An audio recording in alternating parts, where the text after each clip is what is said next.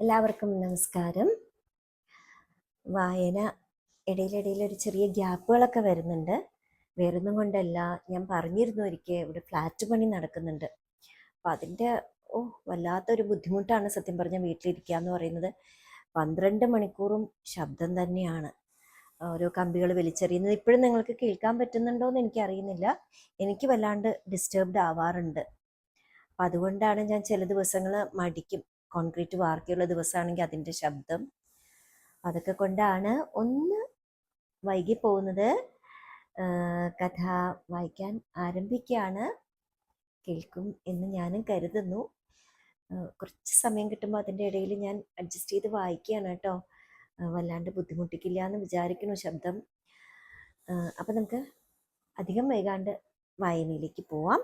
അപ്പോൾ ശ്രീ ഗോപിനാഥ് പനങ്ങാടിൻ്റെ ഹാസ്യം ഗോപിനാഥം എന്ന പുസ്തകത്തിലെ അടുത്ത കഥ മേടവും കുട്ടിയോളും. കഥ എങ്ങനെയുണ്ടെന്ന് നമുക്കൊന്ന് വായിച്ചു നോക്കാം അല്ലേ. ഒരിക്കൽ ഒരു സ്കൂളിൽ പ്രസംഗിക്കാൻ പോയപ്പോൾ മുൻപിലിരിക്കുന്ന കുട്ടികളിലേക്ക് ഞാനൊരു ചോദ്യം എറിഞ്ഞു കൊടുത്തു. നിങ്ങൾക്ക് ഏറ്റവും ഇഷ്ടമുള്ള മണം, ഗന്ധം എന്തിൻ്റേതാണ്? പലരും പല ഉത്തരങ്ങൾ പറഞ്ഞു. റോസാപ്പൂവ്, മുല്ലപ്പൂവ്, ചന്ദനത്തിരി, പെർഫ്യൂം, അത്തർ. അവസാനം ആരുടെ ഉത്തരത്തിലും തല കുലുക്കാതെ നിന്ന എന്നോടായി കിടാങ്ങളുടെ ചോദ്യം. സാറ് പറയൂ. ഞാൻ മറുപടി പറഞ്ഞു. ചൂട് ദോശയുടെ മണം. ആ ഉത്തരം ആരും പ്രതീക്ഷിച്ചതേയില്ല. അതിൻ്റെ കാരണവും ഞാൻ ഒരു കഥ പോലെ പറഞ്ഞു. ഞാൻ 5ാം ക്ലാസ്സിൽ പഠിക്കുന്ന സമയം എൻ്റെ ഗ്രാമത്തിൽ അന്ന് ഹൈസ്കൂളോ ഹയർ സെക്കൻഡറി സ്കൂളോ ഇല്ല. മിഡിൽ സ്കൂൾ വരെയുള്ളൂ. ക്ലാസ്സിൽ മുൻനിരയിലാണ് എൻ്റെ സ്ഥാനം. ക്ലാസ് ടീച്ചറെ ഞങ്ങൾ മേഡം എന്നാണ് സംബോധന ചെയ്തിരുന്നത്. മാഡം എന്ന വാക്കിൻ്റെ പ്രാദേശിക രൂപാന്തരം. Sundari madam, Panki madam, Devaki madam, Thanki madam എന്നിങ്ങനെ. മറ്റൊരു സ്കൂളിലെ ടീച്ചറായ എൻ്റെ മാതാജിയുടെ സുഹൃത്തായതിനാലാണ് പ്രത്യേക ശ്രദ്ധ കിട്ടാൻ ക്ലാസ് ടീച്ചർ എന്നെ മുൻ ബെഞ്ചിലിരുത്തിയത്. പിൻബെഞ്ചുകാരോട് എനിക്ക് അസൂയ തോന്നിയിരുന്നു. സ്വാഭാവികം. അവർക്ക് പതിയെയെങ്കിലും അടുത്തിരിക്കുന്നവരോട് മിണ്ടാമല്ലോ. ക്ലാസ് തുടങ്ങിക്കഴിഞ്ഞാൽ ഉടനെ ഗിരിജൻ എന്ന കുട്ടി സ്കൂൾ ഗ്രൗണ്ടിനക്കരെയുള്ള രാമകൃഷ്ണൻ നായരുടെ ചായപ്പീടികയിലേക്ക് ഒരു ഓട്ടമുണ്ട്. അത് രാമകൃഷ്ണൻ നായരുടെ മകനായ കക്ഷിയുടെ ഡ്യൂട്ടിയാണ്. 5 മിനിറ്റിനുള്ളിൽ ഗിരിജൻ ഒരു പൊതിയുമായി എത്തുന്നു. ടീച്ചർ ആ പൊതി വാങ്ങി മേശയ്ക്കുള്ളിൽ വയ്ക്കുന്നു. ഇനിയാണ് ചരിത്ര സംഭവം ഇതൾ വിരിയുന്നത്. ടീച്ചർ ഞങ്ങൾക്ക് ചെയ്യാൻ ഒരു കണക്ക് തരുന്നു. ഞങ്ങൾ കണക്കുമായി യുദ്ധം ആരംഭിക്കുമ്പോൾ മേൻഡം മേശ തുറന്ന് അതിൻ്റെ വലിപ്പിനുള്ളിൽ നിലകൊണ്ടിരുന്ന പൊതി അഴിക്കുന്നു. ദോശ ഓരോ കഷ്ണമായി എടുത്ത് കടുക് താളിച്ചുണ്ടാക്കിയ ചട്നിയിൽ മുക്കി ആസ്വദിച്ച് ഭുജിക്കുന്നു. ചുടുദോശയുടെ ഈ മണം ഉണ്ടല്ലോ, അക്കാലം മുതൽ ഇക്കാലം വരെ എന്നെ വിടാതെ പിന്തുടരുന്നു. നിങ്ങൾ നൊസ്റ്റാൾജിയ എന്ന വാക്ക് കേട്ടിട്ടുണ്ടോ? അതിൻ്റെ കൃത്യമായ അർത്ഥം കഴിഞ്ഞുപോയ കാലങ്ങളെ പറ്റിയുള്ള വികാര തീവ്രമായ ഓർമ്മ എന്നാണ്. അത് നിങ്ങൾ വലിയ ക്ലാസ്സുകളിൽ ചെല്ലുമ്പോൾ പഠിച്ചാൽ മതി. ഏതായാലും മേശ വലിപ്പിനുള്ളിലെ പൊതി പുറത്തുള്ളവർ കാണാതെ തുറക്കുമ്പോൾ ഉയരുന്ന ഒരു സുഗന്ധമുണ്ട്. സഹിക്കാൻ പറ്റൂല മക്കളെ. എല്ലാവർക്കും എൻ്റെ ദോശപുരാണം ഇഷ്ടമായി. ഒരു ബാലകൻ എന്നോട് ചോദിച്ചു, സാറിൻ്റെ വീട്ടിൽ ദോശ ഉണ്ടാക്കാറില്ലേ? ഉപ്പുമാവ്, ഇഡ്ഡലി, പുട്ട്, തേങ്ങാപ്പീര ചേർത്ത കഞ്ഞി മുതലായവയായിരുന്നു ഞങ്ങളുടെ വീട്ടിലെ പ്രഭാത ഭക്ഷണം. ദോശ വല്ലപ്പോഴും ഉണ്ടാക്കുമെങ്കിലും അത് നേരത്തെ ചുട്ട് പാത്രത്തിനകത്ത് മൂടി വെച്ച നിലയിലായിരിക്കും. അതുകൊണ്ട് ചുടുദോശയുടെ ഗന്ധം ഉണ്ടാവുകയില്ല. അടുക്കള അകലെയായതിനാൽ ഗന്ധം വീടിന്റെ മറ്റു ഭാഗങ്ങളിൽ എത്തുകയില്ലല്ലോ. അതുപോലെയാണോ ടീച്ചറിന്റെ ദോശ? അത് ഞങ്ങളുടെ മൂക്കിന് തൊട്ടു മുമ്പിലല്ലേ. പിന്നെ നിങ്ങളിൽ പലരും പുട്ടെന്ന് പറയുന്നത് ശരിയായ ഉച്ചാരണമല്ല. കുറ്റിയുടെ മൂട്ടിലൂടെ ഒരു കമ്പ് കൊണ്ട് മുൻപിലേക്ക് കുത്തുമ്പോൾ ആ പലഹാരം സാവധാനത്തിൽ പുറത്തേക്ക് വരുമ്പോഴുള്ള ആക്ഷൻ അനുസരിച്ചാണെങ്കിൽ പൂട്ട് എന്നാണ് യോജിച്ച പദം. ദീർഘം വേണം, നീട്ടി പറയണം. ആഴ്ചയിൽ ഒന്നോ രണ്ടോ ദിവസം മാത്രം വീട്ടിലുണ്ടാവുന്ന അച്ഛന് പൂട്ടിനോട് വലിയ താല്പര്യമില്ലായിരുന്നു. അതിനൊരു കാരണവും ഉണ്ടായിരുന്നു. വരാന്തയിലെ തുണി കൊണ്ടുള്ള ചാരുകസേരയുടെ വടിയായിരുന്നു അമ്മ പൂട്ടുകുത്താൻ ഉപയോഗിച്ചിരുന്നത്. ഒരിക്കൽ വടി അടുക്കളയിലാണെന്നറിയാതെ അനുജൻ വിനോദിനെ മടിയിലിരുത്തി അച്ഛൻ ചാരുകസേരയിൽ ഇരുന്നപ്പോൾ അതിന് താഴെ ശയിച്ചിരുന്ന ഞങ്ങളുടെ പട്ടി സീസർ കരഞ്ഞുകൊണ്ട് പുറത്തേക്ക് ഓടി. അത്രയേ സംഭവിച്ചുള്ളൂ. ഇന്ന് ഇത്രയും മതി. ദോശയിൽ നിന്ന് വിഷയം പൂട്ടിലെത്തി. ശരിയല്ലേ? നല്ല വിശന്നിരിക്കുന്ന നേരത്തെ ചുട്ടു ദോശയുടെ മണം, ആ അത് മൂക്കിലടിക്കുന്നതിന്റെ സുഖം ഉണ്ടല്ലോ, ഒരു പെർഫ്യൂം പൂശിയാലും കിട്ടില്ല മക്കളെ, അല്ലേ? അപ്പോ അങ്ങനെ ദോശപുരാണം കഴിഞ്ഞു. അടുത്ത കഥ മലയാറ്റൂർ. വായിക്കുകയാണ്. IAS ഉദ്യോഗസ്ഥനും സാഹിത്യകാരനുമായിരുന്ന മലയാറ്റൂർ രാമകൃഷ്ണന്റെ ഓർമ്മകളുടെ ആൽബം എന്ന പുസ്തകത്തിൽ എന്നെപ്പറ്റി ഒരു പരാമർശം ഉണ്ടെന്ന് ഫോണിൽ വിളിച്ചു പറഞ്ഞത് കസിൻ നന്ദരാജാണ്. പോലീസ് സൂപ്രണ്ട് സ്ഥാനത്ത് നിന്ന് വിരമിച്ചതിനു ശേഷം പനങ്ങാട് ഗ്രാമത്തിലെ ഞങ്ങളുടെ പുഴയോര തറവാടായ വലിയ വീട്ടിൽ വിശ്രമവും വായനയുമായി കഴിയുകയാണ് കക്ഷി. ഞാൻ ആ കൃതി വായിച്ചിട്ടില്ലാതിരുന്നതിനാൽ അവിടെ എത്തി ആ ലേഖനം കണ്ടു. മലയാറ്റൂർ രാമകൃഷ്ണനുമായി ഞാൻ പരിചയപ്പെടുന്നതും സൗഹൃദത്തിലാകുന്നതും അദ്ദേഹം എഴുതിയ സംഭവം നടന്നതിനു ശേഷം വർഷങ്ങൾ കഴിഞ്ഞ് ഞാൻ തിരുവനന്തപുരത്ത് ആകാശവാണിയിൽ ജോലി ചെയ്യുമ്പോൾ ആയിരുന്നു. ഇനി അതിനു മുമ്പ് നടന്ന ആ ചരിത്ര സംഭവം പറയാം. രാവിലെയും രാത്രിയിലും പൈങ്കിളി സാഹിത്യരചനയും, ഉച്ചവരെ ഒരു സ്വകാര്യ കോളേജിൽ ജന്തുശാസ്ത്രം പഠിപ്പിക്കലും, ഉച്ചയ്ക്ക് ശേഷം ഒരു പത്രം ഓഫീസിൽ സബ് എഡിറ്റർ ഉദ്യോഗവുമായി എറണാകുളം പട്ടണത്തിൽ ഒരു പയ്യൻസായി ഞാൻ വിലസിയിരുന്ന കാലം. അക്കാലത്താണ് ആലുവയിലെ ഒരു കൂറ്റൻ വ്യവസായശാലയിൽ പബ്ലിക് റിലേഷൻ ഓഫീസറുടെ ഒഴിവിലേക്ക് ഞാൻ അപേക്ഷിക്കുന്നത്. ഇന്റർവ്യൂ ബോർഡിൽ മലയാറ്റൂർ രാമകൃഷ്ണൻ ഉൾപ്പെടെ 3 പേരുണ്ടായിരുന്നു.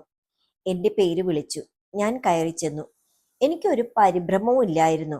മാനേജ്മെന്റ് വിഷയങ്ങളിൽ ഇരട്ട പോസ്റ്റ് ഗ്രാജുവേറ്റ് ബിരുദങ്ങളും പത്രപ്രവർത്തന പരിചയവും എഴുത്തുകാരനെന്ന നിലയിൽ അറിയപ്പെട്ടു തുടങ്ങിയതും എന്റെ യോഗ്യതകളായിരുന്നല്ലോ.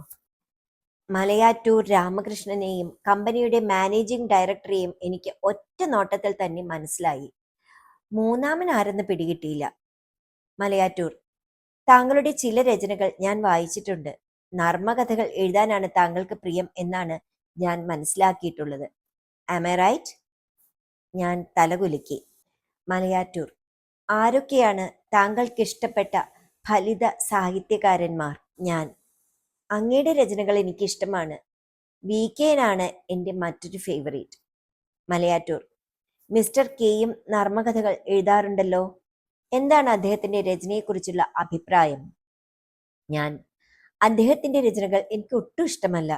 പരമബോർ. വായിച്ചാൽ ചിരിക്കാനല്ല കരയാനാണ് തോന്നുക. പെട്ടെന്ന് ഇന്റർവ്യൂ അവസാനിച്ചു. ഞാൻ വാതിലിനടുത്ത് എത്തുമ്പോൾ പിന്നിൽ മലയാറ്റൂർ രാമകൃഷ്ണന്റെ പൊട്ടിച്ചിരി കേട്ടു. പുറത്തിറങ്ങിയ ഉടനെ ഞാൻ വാതിൽക്കലെ പ്യൂണിനോട് ചോദിച്ചു, ഇന്റർവ്യൂ ബോർഡിൽ വലതുവശത്ത് ഇരുന്നിരുന്നത് ആരാണ്? പ്യൂൺ, അതാണ് കെ.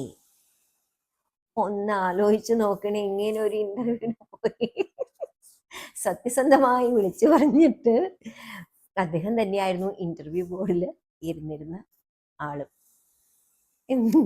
എന്തായിരിക്കും അല്ലെ ആ മനസ്സിൽ കൂടെ പാഞ്ഞ് കടന്നു പോയിട്ടുണ്ടാവുക. അടുത്ത കഥ പുങ്കവൻ.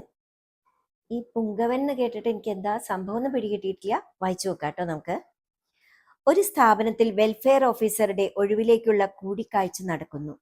ചെയർമാനും മാനേജിംഗ് ഡയറക്ടറും ജനറൽ മാനേജറും പുറത്തു നിന്നുള്ള 2 വിഷയ വിദഗ്ധരുമായിരുന്നു ഇന്റർവ്യൂ ബോർഡിൽ ഉണ്ടായിരുന്നത്.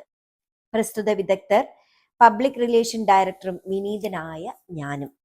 പേര് വിളിക്കുന്നതനുസരിച്ച് ഓരോരുത്തർ കടന്നു വരികയും ഞങ്ങൾ അവരെ ചോദ്യം ചെയ്യുകയും അവർ പോയി കഴിഞ്ഞതിന് ശേഷം അവർക്ക് കൊടുക്കേണ്ട മാർക്കിനെ പറ്റിയുമുള്ള ചർച്ചകൾ നടത്തുകയും ചെയ്തു. മേശപ്പുറത്തുണ്ടായിരുന്ന സോൾട്ടഡ് അണ്ടിപ്പരിപ്പ് കുറിക്കുന്നതിനിടയിലായിരുന്നു എൻ്റെ ഇടവേള ശ്രദ്ധ. അണ്ടിപ്പരിപ്പ് പണ്ടേ എൻ്റെ ഒരു വീക്ക്നെസ് ആണ്. തലമുടി നീട്ടി പിന്നിലേക്കിട്ട് റബ്ബർ ബാൻഡ് കെട്ടി മുൻവശം പുരുഷ രൂപത്തിലും പിൻവശം സ്ത്രീ രൂപത്തിലും വന്ന ഒരു ഉദ്യോഗാർത്ഥിക്ക് ഞാൻ വളരെ കുറച്ച് മാർക്കേ കൊടുത്തുള്ളൂ. ഞാൻ മനഃപൂർവ്വം മാർക്ക് കുറച്ചത് ചെയർമാന്റെ ശ്രദ്ധയിൽപ്പെട്ടപ്പോൾ അദ്ദേഹം എന്നെ നോക്കി ഒന്ന് പുഞ്ചിരിച്ചു. അതിന് ന്യായീകരണം നൽകിയത് PRD വിദഗ്ധനാണ്. ഈ ഗോപിനാഥ് പഴയ കോളേജ് NCC ഓഫീസറാണ്. എല്ലാ പുരുഷ പുങ്കവന്മാരുടെ തലകളും പട്ടാള തലകളാകണം എന്ന വ്യാമോഹം ഇക്കാലത്ത് നടക്കുമോ? ഇത് ഫ്രീക്കന്മാരുടെ കാലമല്ലേ? പുങ്കവൻ എന്ന വാക്കിന്റെ അർത്ഥം എന്താണ്? ചീത്ത വാക്കൊന്നും അല്ലല്ലോ? ചെയർമാന് സംശയം. ഞങ്ങളുടെ നാട്ടിലുണ്ടായ ഒരു സംഭവം പറയാം. ഞാനിന്ന് കോളേജിൽ പ്രീ യൂണിവേഴ്സിറ്റി വിദ്യാർത്ഥി. നാട്ടിലെ സഹകരണ ബാങ്കിന്റെ ഒരു ചടങ്ങിൽ പങ്കെടുക്കുവാൻ അന്നത്തെ സഹകരണ വകുപ്പ് മന്ത്രി വരുന്നു. യോഗത്തിൽ കൃതജ്ഞത പറയേണ്ടത് ഞങ്ങളോടൊപ്പം സ്കൂളിൽ പഠിച്ചിരുന്ന, എന്നാൽ കോളേജിൽ പോകാൻ കഴിയാതെ ബാങ്കിൽ ക്ലർക്ക് ഉദ്യോഗസ്ഥനായ മോഹനകൃഷ്ണനാണ്. മറ്റാരെയോ കൊണ്ട് എഴുതി വച്ച കൃതജ്ഞതാ പ്രസംഗം കക്ഷി വായിച്ചത് ഇങ്ങനെ: ഞങ്ങളുടെ ഈ ഗ്രാമത്തിലെത്തി ഈ ചടങ്ങിനെ ഉജ്ജ്വലമായ ഉദ്ഘാടന പ്രസംഗത്തിലൂടെ അവിസ്മരണീയമാക്കിയ മന്ത്രി പുങ്കവന് ഏറ്റവും ആദരവോടെ കൃതജ്ഞത അർപ്പിക്കുന്നു. യോഗം കഴിഞ്ഞു മന്ത്രി പോയി. മോഹനകൃഷ്ണന്റെ പ്രസംഗത്തിലെ പുങ്കവൻ എന്ന വാക്കിന്റെ അർത്ഥം ഞങ്ങൾക്ക് അറിഞ്ഞുകൂടായിരുന്നു. സംസ്കൃത വിദ്വാൻ നമ്പ്യാർ മാഷോട് ചോദിച്ച് പുങ്കവൻ എന്ന വാക്കിന്റെ അർത്ഥം ഞങ്ങൾ മനസ്സിലാക്കി. ശിവഭഗവാന്റെ കാളയാണ് പുങ്കവൻ. ഞങ്ങൾ മോഹനകൃഷ്ണനെ വളഞ്ഞു. നീ എന്ത് പ്രസംഗമാണ് ചെയ്തത്? മന്ത്രിയെ പുങ്കവൻ എന്ന് വിളിച്ചില്ലേ? പുങ്കവന്റെ അർത്ഥം കാള എന്നാണ്. മന്ത്രിയെ കാള എന്ന് വിളിച്ച നിന്റെ ജോലി പോക്കാണ് കേട്ടോ. മോഹനകൃഷ്ണൻ ജോലി പോകുമെന്ന ഭീതിയിൽ 3-4 ദിവസം ഉറങ്ങിയില്ല എന്നാണ് ചരിത്രം. ചിരിക്കിടയിൽ അടുത്ത ഉദ്യോഗാർത്ഥി ഇന്റർവ്യൂ ബോർഡിന് ഗുഡ് മോർണിംഗ് പറഞ്ഞ് കടന്നു വന്ന് കസേരയിൽ ഇരുന്നു. കൂടിക്കാഴ്ച തുടരുന്നു. അദ്ദേഹം ഒരു സ്ഥാപനത്തിൽ വെൽഫെയർ ഓഫീസർ ആയിരുന്നു. ജീവനക്കാർക്ക് ഏറ്റവും അധികം ക്ഷേമ പ്രവർത്തനങ്ങളുള്ള സ്ഥാപനത്തിലാണ് ഞാൻ ജോലി ചെയ്തിരുന്നത്. പുള്ളി നയം വ്യക്തമാക്കി. ചെയർമാൻ: താങ്കളുടെ സ്ഥാപനത്തിലെ പ്രധാന ക്ഷേമ പ്രവർത്തനങ്ങൾ ഒന്ന് വിവരിക്കാമോ? മറുപടി: ഏറ്റവും ഉയർന്ന ശമ്പളം, ഓഫീസർമാർക്കെല്ലാം സ്റ്റാഫ് കാർ, താമസിക്കാൻ വീട്, വർഷത്തിൽ 1 മാസം ലീവ് ട്രാവൽ അവധിയെടുക്കാം, രാജ്യത്ത് എവിടേക്കും വിമാനത്തിലോ ട്രെയിനിൽ 1-ാം ക്ലാസ് എയർ കണ്ടീഷൻ കോച്ചിലോ കുടുംബവുമായി സൗജന്യ യാത്ര, സ്റ്റാർ ഹോട്ടലിൽ താമസിക്കുന്നതിനുള്ള ചെലവ് കമ്പനി തരും, വീടുകളിൽ നിന്ന് ഓഫീസിലേക്ക് ട്രെയിനിൽ വരുന്നവർക്ക് അങ്ങോട്ടും ഇങ്ങോട്ടും യാത്ര ചെയ്യുന്നതിനുള്ള സീസൺ ടിക്കറ്റിനുള്ള തുക കമ്പനി വഹിക്കും. കഴിഞ്ഞില്ല കേട്ടോ. മോട്ടോർ സൈക്കിൾ, സ്കൂട്ടർ എന്നിവയുള്ള ജീവനക്കാർക്ക് പ്രതിമാസം 5000 രൂപ ഫ്യുവൽ അലവൻസ് നൽകും. ജീവനക്കാരുടെ വീടുകളിലെ ഇലക്ട്രിസിറ്റി, വാട്ടർ ചാർജ് കമ്പനികളാണ് കൊടുക്കുക. ഇനിയുണ്ടേ, എല്ലാ ജീവനക്കാർക്കും ഫോൺ അലവൻസായി മാസം 5000 രൂപ നൽകും. ജീവനക്കാരുടെ മക്കൾക്ക് മെഡിക്കൽ, എഞ്ചിനീയറിംഗ് കോഴ്സുകൾക്ക് വരെയുള്ള ട്യൂഷൻ ഫീസും ഹോസ്റ്റൽ ഫീസും കമ്പനി വഹിക്കും. വിവാഹിതരാകുന്ന പെൺമക്കൾക്ക് 1 ലക്ഷം രൂപ മംഗല്യനിധി ആയി നൽകും. കമ്പനിയിലെ ജീവനക്കാരുടെ മകനോ മകളോ വിവാഹിതരായാൽ നവദമ്പതികൾക്ക് 3 ദിവസം ഏറ്റവും മികച്ച ഹോട്ടലിലോ റിസോർട്ടിലോ താമസിക്കാൻ യാത്ര ചെലവ് ഉൾപ്പെടെയുള്ള സൗജന്യ ഹണിമൂൺ പാക്കേജ് എന്നിവയുണ്ട്. അത്ഭുതം കൊണ്ട് കണ്ണ് തള്ളി മൂക്കിന്റെ പാലത്തിൽ മുട്ടിയ ചെയർമാൻ ഉദ്യോഗാർത്ഥിയോട് ചോദിച്ചു: ഇത്രയും സൗകര്യങ്ങളും സാമ്പത്തിക സഹായങ്ങളുമുള്ള സ്ഥാപനത്തിൽ ജോലി ചെയ്യുന്ന താങ്കൾ എന്തിനാണ് അവ നഷ്ടപ്പെടുത്തി ഇത്രയും സൗകര്യങ്ങളൊന്നുമില്ലാത്ത ഞങ്ങളുടെ സ്ഥാപനത്തിൽ ജോലി ചെയ്യാൻ താല്പര്യപ്പെടുന്നത്? ഉത്തരം: ആ കമ്പനി പൂട്ടിപ്പോയി.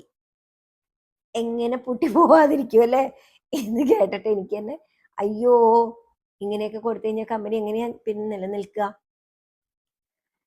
അപ്പോ അങ്ങനെ പുങ്കവൻ എന്ന കഥയും ഇവിടെ സമാപിച്ചു. 3 കഥകൾ വായിച്ചു. സൗകര്യം പോലെ, സമയം പോലെ ഓരോരുത്തരും കേൾക്കുമെന്ന് ഞാൻ കരുതുന്നു. മറ്റു കഥകളുമായി വീണ്ടും ഞാൻ വരാം. അതുവരെ നന്ദി, നമസ്കാരം.